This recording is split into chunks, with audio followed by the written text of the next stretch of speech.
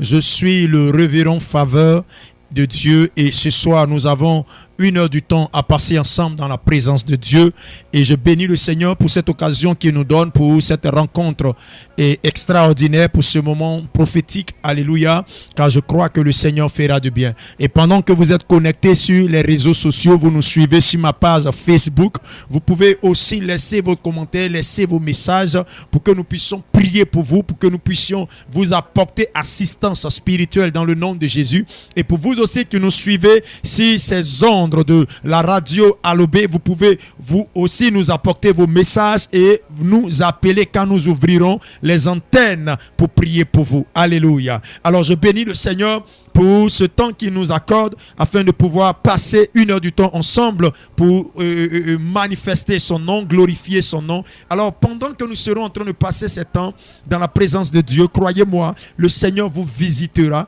le Seigneur guérira vos maux, le Seigneur restaurera votre vie pendant que vous serez en train de nous suivre, que ce soit sur les réseaux sociaux, depuis ta position là où tu te trouves, le Seigneur te fera du bien. Tu seras transporté dans une dimension à telle enseigne que tu puisses véritablement témoigner de la grâce et de la grandeur de Dieu. Alors je voudrais que vous soyez connectés jusqu'à la fin, parce que nous ne passerons pas 1 heure dans cet endroit sans que l'Éternel ne vous visite, sans que l'Éternel n'agisse dans votre vie, sans que l'Éternel ne se glorifie dans votre vie. C'est 1 heure de temps, sera 1 heure de restauration, sera 1 heure de guérison, sera 1 heure de bénédiction, sera 1 heure de délivrance, sera 1 heure d'exaucement, sera 1 heure de miracle et 1 heure d'amour partagé par l'Éternel, sera 1 heure de tolérance de tout ce qui était péché et autres. Dieu effacera ce soir toutes les peines et tout péché dans le nom de Jésus. Ce sera 1 heure d'abondance, 1 heure de grâce et de miracle, et cela sera accordé aux enfants de Dieu qui seront connectés ce soir à ce moment fort, à ce temps spécial que l'Éternel nous accorde. Alléluia.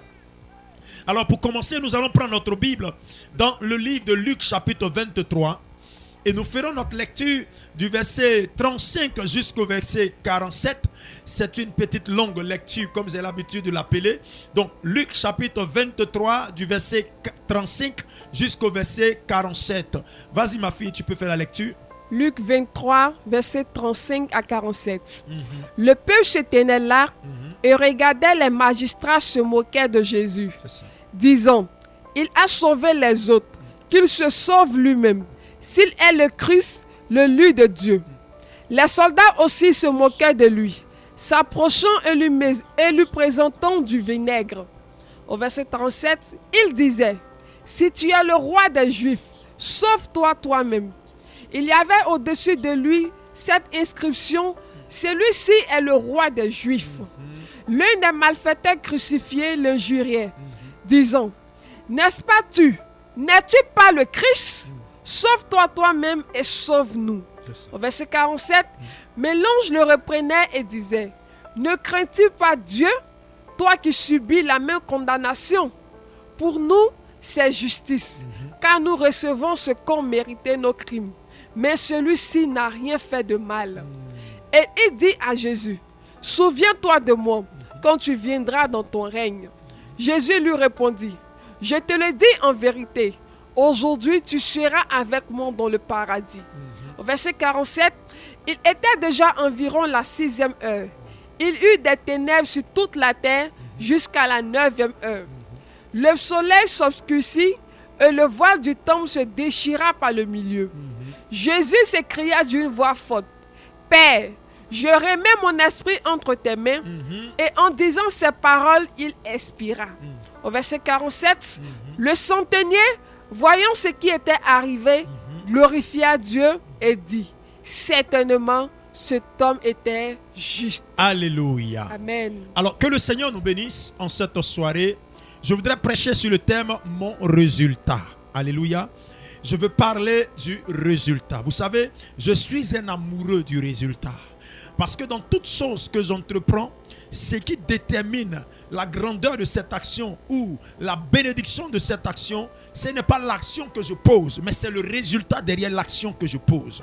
Et vous conviendrez avec moi que tout ce que nous faisons sur cette terre, qu'elle soit bonne, qu'elle soit mauvaise, c'est ce que nous tirons profit. C'est ce dont nous tirons profit qui est profitable à notre vie. Alléluia. Celui qui plante un manguier, il fait bien de planter un manguier. Mais si le manguier ne produit pas, alors il n'a pas de résultat selon ce qu'il a planté. Alléluia. Celui qui sème une graine de riz, s'il le sème, il fait bien de s'aimer la graine. Mais s'il ne récolte pas la graine, il ne récolte pas le riz, alors la semence qu'il a mis en terre est une semence inutile. Alléluia. Amen. Alors dans la vie de l'homme, ce qui est important, ce qui est nécessaire, ce n'est pas plus souvent ce que nous faisons, mais le résultat de ce que nous faisons. Quand il y a résultat dans une action, on peut célébrer Dieu, on peut bénir Dieu, on peut se réjouir parce qu'il y a un résultat. Mais quand il n'y a pas de résultat dans tout ce que nous faisons, bien aimé, c'est une peine, c'est un désespoir, c'est une manière pour nous de pouvoir être intrigués parce que tout ce que nous avons fait n'a pas été productif. Alléluia. Or, nous savons bien que la vie de l'homme tourne autour de la productivité. La Bible dit que lorsque Dieu crée Adam et Ève, il va leur dire d'être fécond et de multiplier la terre. Voici, l'Éternel va donner une recommandation à Adam et Ève. Et cette recommandation était d'être fécond et de multiplier toute la terre. Voyez-vous, si Adam et Ève n'étaient pas féconds et ne multipliaient pas au devant de la terre, alors c'est comme s'ils auraient échoué dans le but pour lequel l'Éternel leur avait établi. Quand Dieu dit à Abraham, je ferai de toi une nation, une multitude de nations sortiront de toi. On ne pourra compter les nombres de personnes qui sortiront de toi. Alors si Abraham n'avait pas accompli cette prophétie, alors bien aimé, ça aurait été une action posée sans qu'il n'y ait de résultat. Alors derrière toute action, ce qui est important pour nous, c'est le résultat.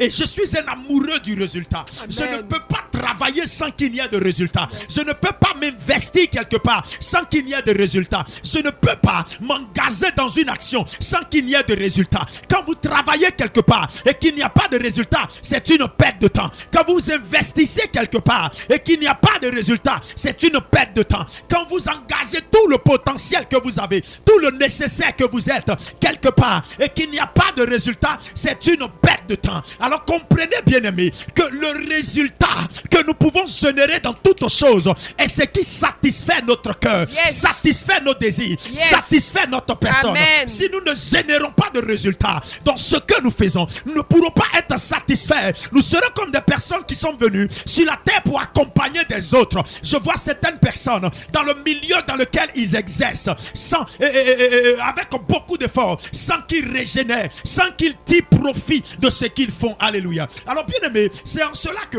nous avons fait cette lecture pour joindre au thème que je veux partager avec vous, afin d'être situé dans la révélation du Seigneur. La Bible dit que Jésus-Christ, qui est le Dieu, le Messie, le roi des rois, pour certaines personnes c'est un prophète, mais pour nous Jésus est le Christ.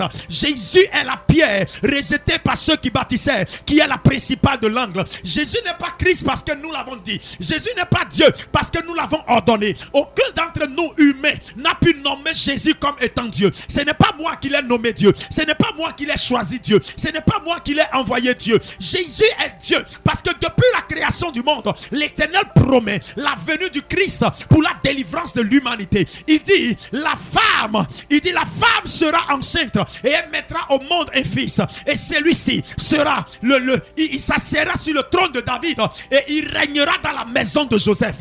Qui dont la Bible parle? Jésus-Christ de Nazareth. Et quand le temps va s'accomplir, Jésus va naître selon par une prophétie qui a été annoncée, bien aimé, par l'ange Gabriel qui va aller rencontrer Marie et qui va négocier cette action avec Marie, et Marie qui va accepter finalement de pouvoir accueillir Jésus dans son sein. Marie va mettre au monde Jésus. Jésus va grandir et Jésus va devenir une personne, une entité, une personne régnant dans le domaine dans lequel il était venu, pour lequel il était venu, pardon. Et quand Jésus va arriver, il va opérer pas mal de miracles. Jésus va faire de grandes choses. Jésus va accomplir tellement d'actions que le peuple juif avait vu pour eux les délivreurs, les libérateurs, leur Dieu, leur roi. Alléluia. Ils avaient vu pour eux leur roi. Ils avaient voulu prendre Jésus comme étant le roi qui allait les libérer de ce qu'ils vivaient. Parce que bien aimés, souvenez-vous, la Bible dit qu'ils étaient sous l'emprise romaine. Donc pour les juifs, ils avaient reçu quelqu'un qui s'assiérait sur le trône et qui leur donnera la délivrance. De la même manière, Moïse est allé donner la délivrance à à Israël quand ils étaient en Égypte. Pour eux, c'était comme ça que Jésus-Christ serait venu leur donner aussi la délivrance. Mais Jésus n'était pas venu pour la délivrance des Juifs. Il n'était pas venu pour la délivrance d'un pays. Il était venu pour la délivrance de la terre, pour la délivrance de toute l'humanité. Sa présence sur terre était pour la délivrance de toute l'humanité. Pour que quelqu'un, quelque part le lieu où il se trouve, puisse être libéré par le sacrifice qu'il apporterait, par le sacrifice qu'il accomplirait. Alléluia. Donc la venue du Christ n'est pas seulement que pour les Juifs, n'est pas seulement que pour une maison, n'est pas seulement que pour une patrie, mais pour toute la terre. Car la Bible dit, Dieu a tant aimé le monde qu'il a donné son Fils unique afin que quiconque croit en lui ne périsse point, mais ait la vie éternelle. Amen. Alors dans cette vie que Jésus-Christ apporte à toute l'humanité, la condition d'être sauvé, c'est de croire en lui. Alors Jésus-Christ accomplit toutes ces choses. Il guérit les malades. En cela, nous pouvons parler du malade à la piscine de Bethesda qui a été guéri de façon miraculeuse. On peut parler aussi du fils de la veuve de Naïn qui a été ressuscité de façon instantanée. On peut parler de Bartimée qui a vu. On peut parler de qui encore? La fille de Jairus qui a été ressuscitée. On peut parler de Lazare qui est sorti du tombeau après 4 jours étant enseveli. On peut parler de l'eau qui a fait silence, le vent qui a fait silence devant la puissance de Dieu, devant la puissance de Jésus-Christ. Cependant, lorsque les temps vont s'accomplir, ma Bible dit que Jésus va être saisi sur la montagne de Gethsémani lorsqu'il priait. Après avoir fini de prier, quand il descend, les gens viennent se saisir de lui. Après avoir été vendu par son propre disciple, il va être traîné devant les principaux, il va être traîné devant les gouverneurs, il va être traîné devant un peuple qui avait à ce moment-là le pouvoir de juger sur la terre, le pouvoir d'ordonner qu'une personne meure ou une personne vive. C'est en cela qu'ils avaient ordonné que Barabbas vive et que Jésus meure. Alléluia. Jésus va être conduit quelque part dont les gens avaient nommé Golgotha. Et quand il arrive dans cet endroit, il va être cloué sur le poteau. Il va être cloué sur la croix. Et quel était le crime de Jésus-Christ? Parce qu'il s'est autoproclamé Dieu. Il s'est autoproclamé Fils de Dieu. Il s'est autoproclamé Seigneur des Seigneurs. Il a dit qu'il détruirait le temple et en 3 jours il le bâtirait. Les gens ne pouvaient pas comprendre la puissance qui sortait de la bouche de Jésus. Ils ne pouvaient pas comprendre le pouvoir qui était manifesté au canal de ce qu'il annonçait. Pour eux, Jésus-Christ était un blasphémeur. Jésus-Christ était un blasphémateur. Il fallait qu'on se saisisse de lui et qu'on le tue. La Bible dit qu'on le cloue à la croix. Quand on le cloue à la croix, aucun d'entre eux ne pouvait croire en lui. Les disciples qu'il avait formés pendant plus de 3 années, les disciples avec lesquels il avait marché, eux tous lui avaient tourné le dos. Les gens qui l'avaient suivi, la Bible parle de 4000 personnes qui ont mangé quand il a multiplié le pain et le poisson. Et tous lui avaient tourné le dos. Les gens sur qui Jésus pouvait compter avaient tous disparu face à cette épreuve lourde. Et la Bible dit que tous ces principaux sacrificateurs, toutes ces personnes, ces soldats se moquaient de Jésus. Jésus était la risée de tous. Il était devenu le sujet d'une conversation à ce jour-là. Tous ceux qui passaient se moquaient de lui. Tous ceux qui passaient riaient de lui. Tous ceux qui passaient pouvaient prendre le sujet du Christ et se moquer de lui. Jusqu'à ce que la Bible dise, il y avait 2 brigands à la croix avec Jésus. Les 2 brigands à la croix avec lui. Il y a un qui a commencé à se moquer de lui. Il dit, ah, n'as-tu pas dit que tu es le Christ? C'est pas toi qui guérissais les gens. C'est pas toi qui ressuscitais les gens. C'est pas toi qui accomplissais de tels miracles et tels miracles. Sauve-toi et sauve-nous. La Bible dit que l'autre à côté dit non, nous méritons ce que nous avons fait parce que nous avons commis des crimes, des atrocités. Mais lui, il ne mérite pas ce crime. Et il va se pencher vers Jésus. Il va dire à Jésus, souviens-toi de moi quand tu viendras dans ton règne. Et après avoir échangé avec lui, la Bible dit que le ciel s'obscurcit. Le ciel est devenu noir. Et pendant ce temps, dans tout Israël, sur toute la terre, le ciel était devenu noir. On a vécu en plein jour une nuit qui s'était manifestée. Une nuit prématurée qui avait été annoncée de façon mystérieuse. Alléluia.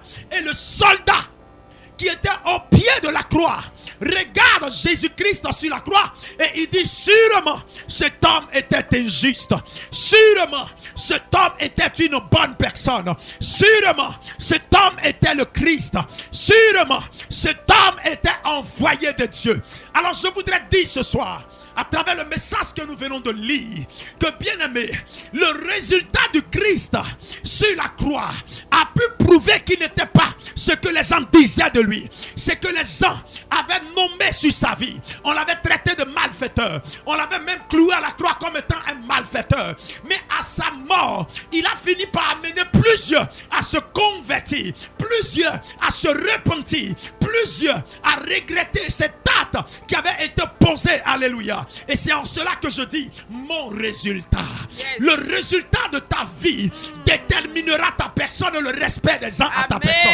Écoute-moi, les gens ne te respectent pas parce que tu es bon ou parce que tu es belle. Les gens te respecteront à partir du résultat que tu généreras. Amen. Si Jésus-Christ était mort et qu'ils l'ont mis au tombeau, oui, la Bible dit qu'il est mort sur la croix.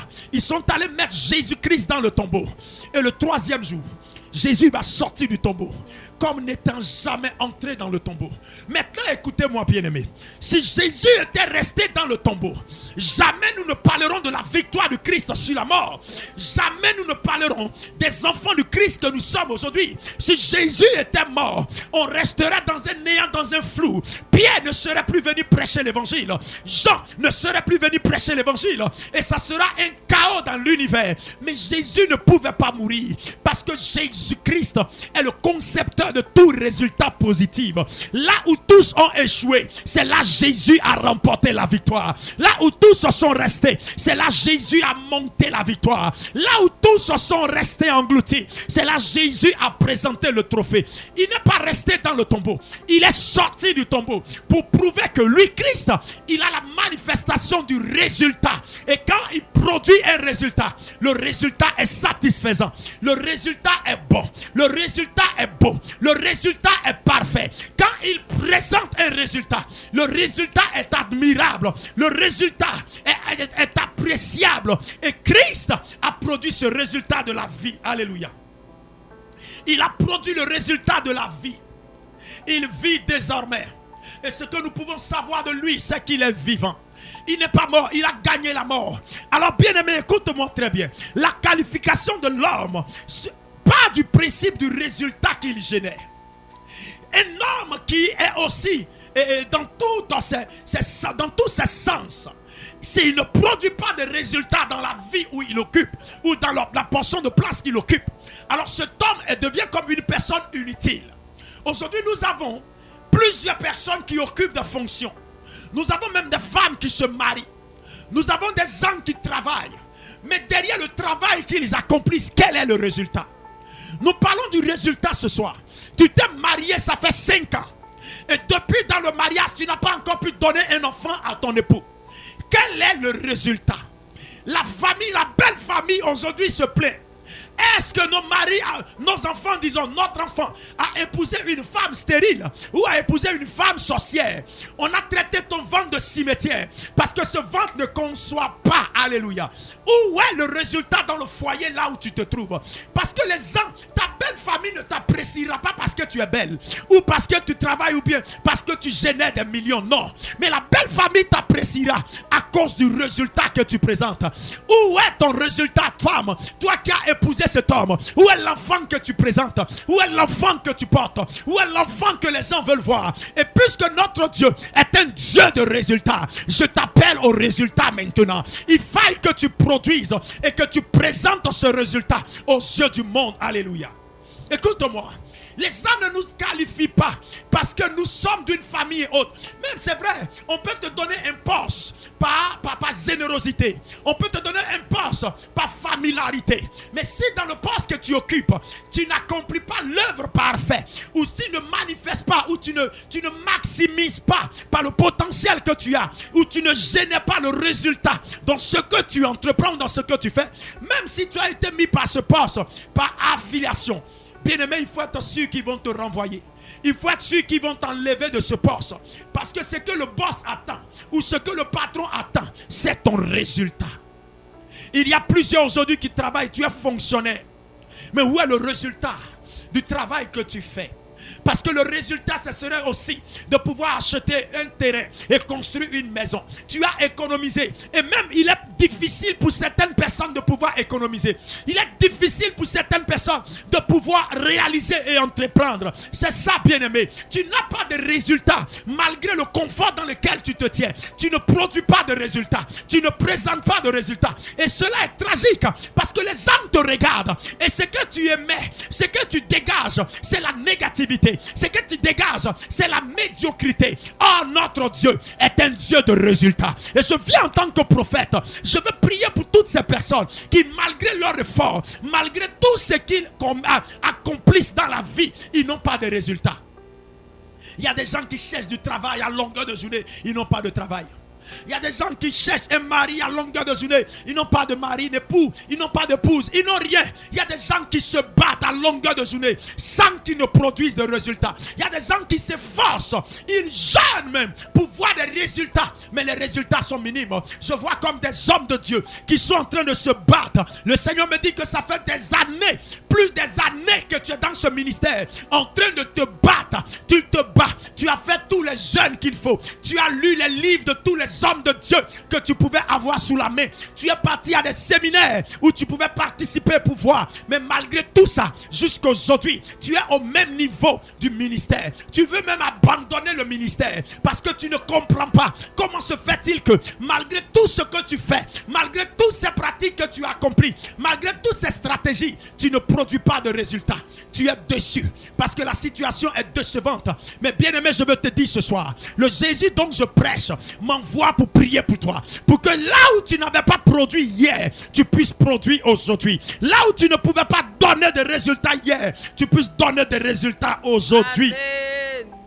Qui serait Jésus s'il était resté mort? Qui serait Jésus s'il était resté dans le tombeau? Qui serait Jésus s'il n'était pas sorti d'entre les morts?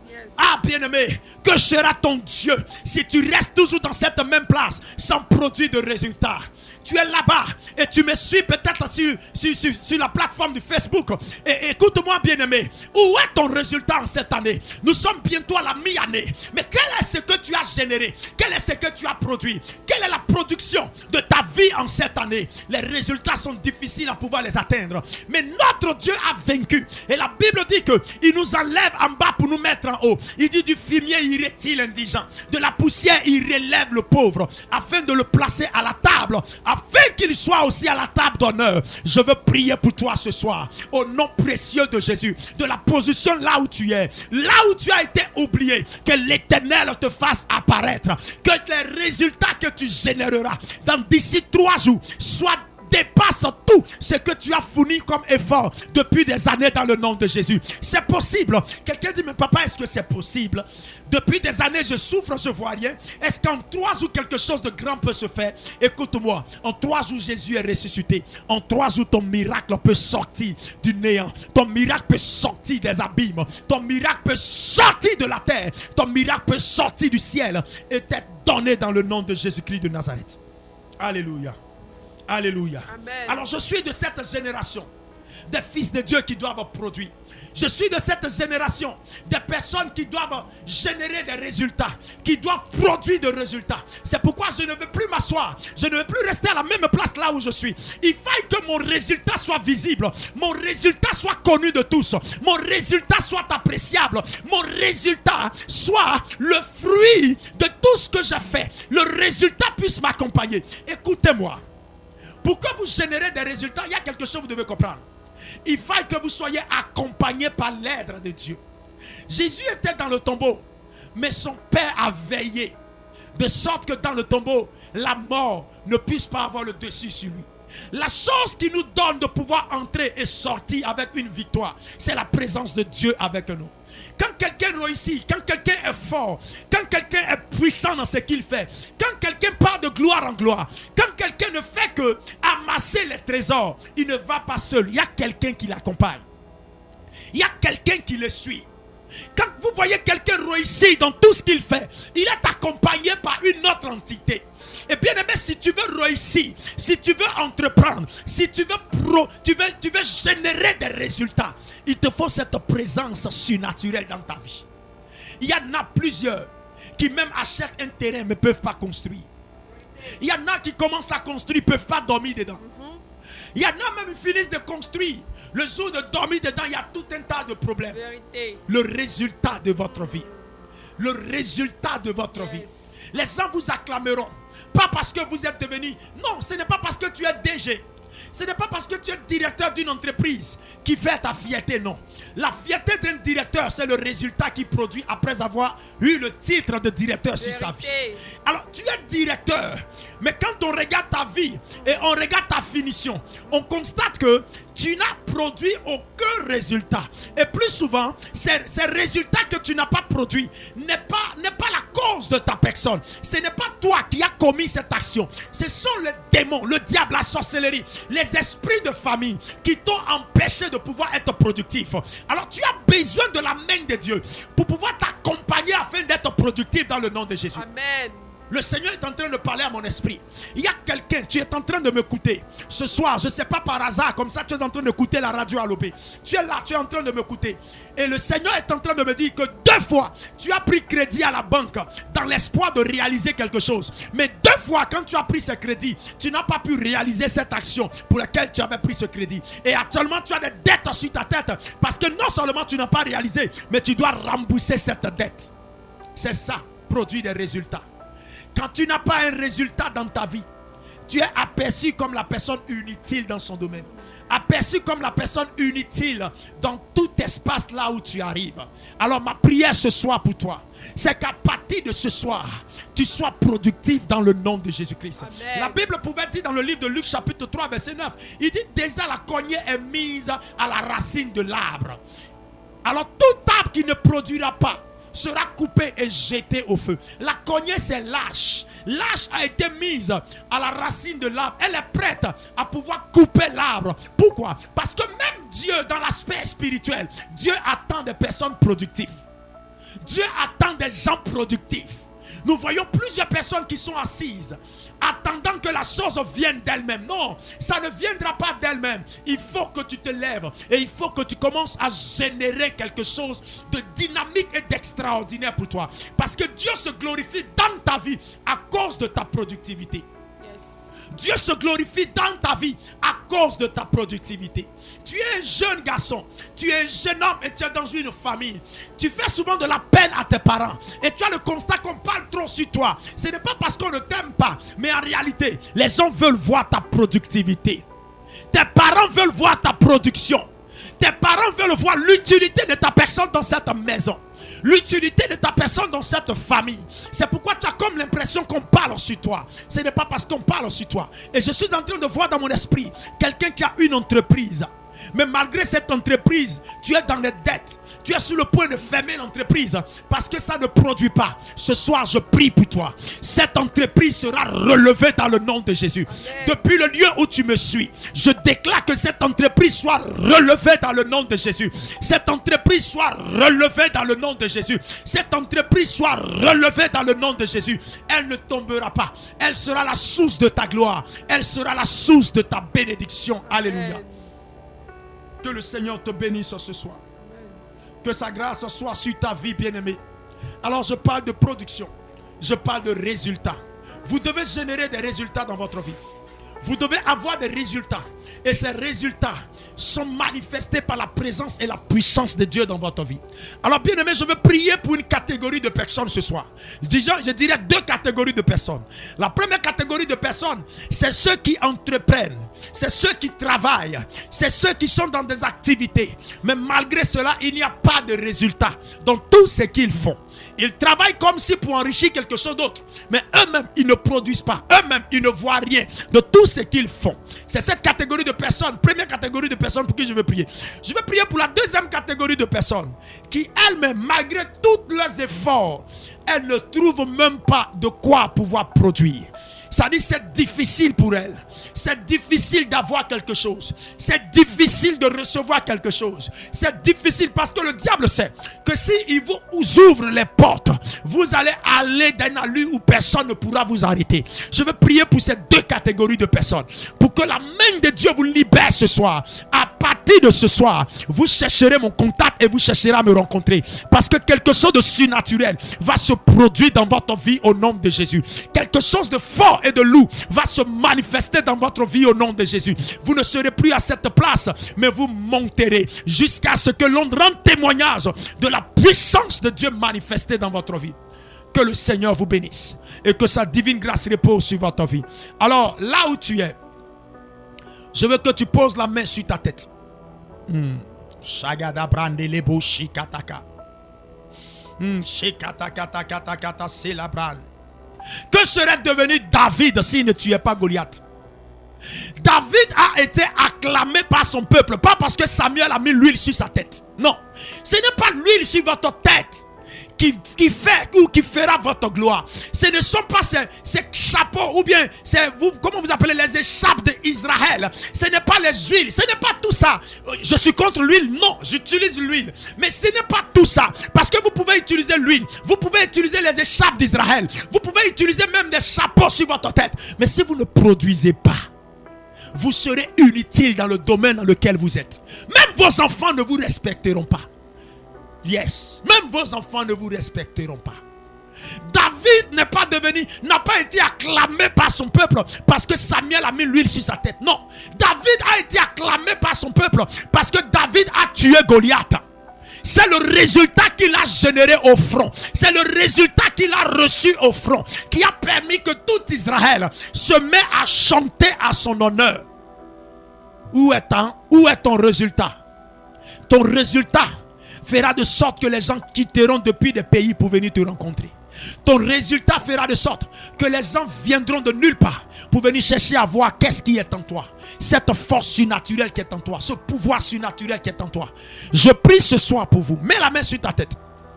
Seigneur, je veux déclarer par ta puissance et ton pouvoir dans la vie de deux catégories de personnes que j'ai citées. La première catégorie, ceux qui entreprennent, qui font des affaires, mais jusqu'à là, il n'y a aucun résultat. Je vois des dossiers, notre Dieu, devant toi. Et je prie que ces dossiers soient ouverts à partir d'aujourd'hui. Seigneur, tu as les regards dans ces dossiers et tu apportes satisfaction, bénédiction, résultat dans leur vie au nom de Jésus. Ils ne seront plus à cette même place parce que tu les élèves plus haut que là où ils sont dans le nom de Jésus.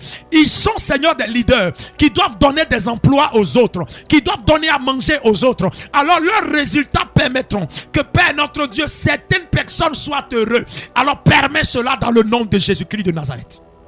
Pour la deuxième catégorie de personnes, je prie pour vous.